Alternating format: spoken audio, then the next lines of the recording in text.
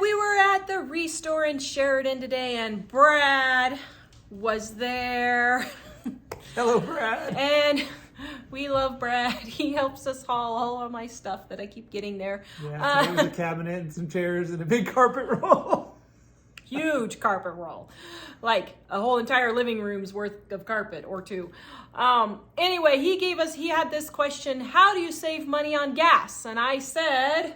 She said, don't drive. He's like, what was his response? Oh, well, I'm not going to do that. Oh!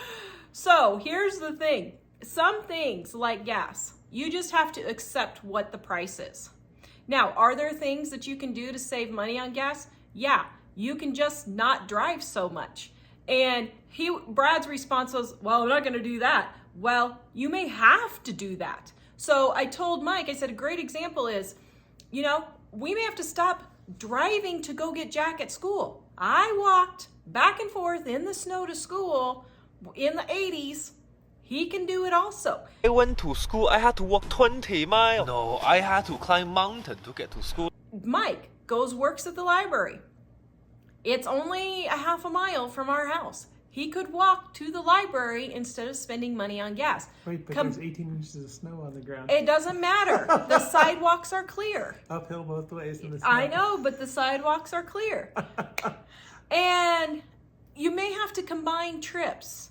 I don't just go out when I need one thing and just go out and get that one thing.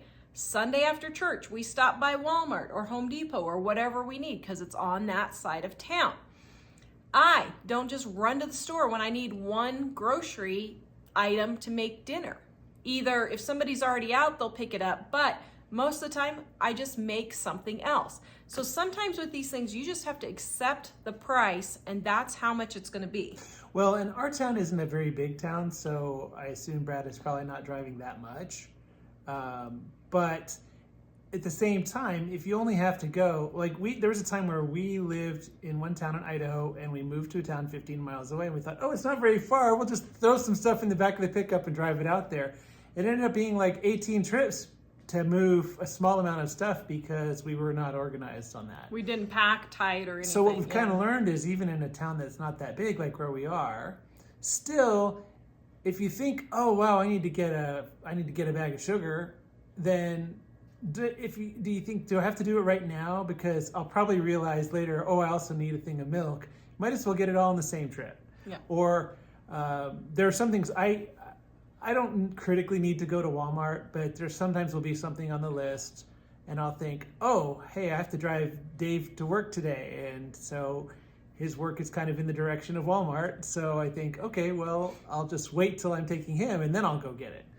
So you may have to drive a car instead of a truck. You may have to drive a car instead of an SUV.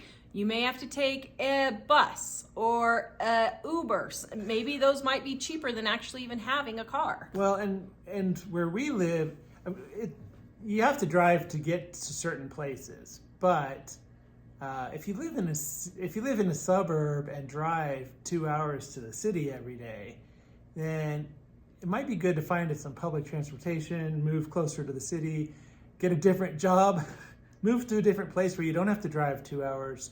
Those are all things you can do to affect that because there are certain expenses that you just can't change. And sometimes, well, it is helpful if you can find there's a gas station nearby that's cheaper to go there. But if you have to drive 10 miles more, it may not be worth the amount that you're saving. So there are times where we've just said, this particular expense we can't really change, but we can spend less on groceries, or we can buy fewer, whatever. Or we cannot buy that truck or SUV that we want. It's going to be a car that we get. And so there are things that you can do. It's just you're going to have to be willing to do it. Well, and we also have a Toyota Camry that we mostly drive everywhere, and that's the only car we drive. We do have a pickup. We could drive that if we felt like we needed to have a second car, but the pickup costs a lot more to drive. So we don't drive it very often unless we just really need to take two cars. Yep. Please comment and let me know how you save money on gas. I was totally shocked. My son said it was $1.87 in Colorado. I about had a heart attack. So if you know why gas is cheaper, let me know. I hope it's not all our oil reserves are gone, but probably. Let me know how you save on gas. Go watch this video next. Visit us livingonadime.com.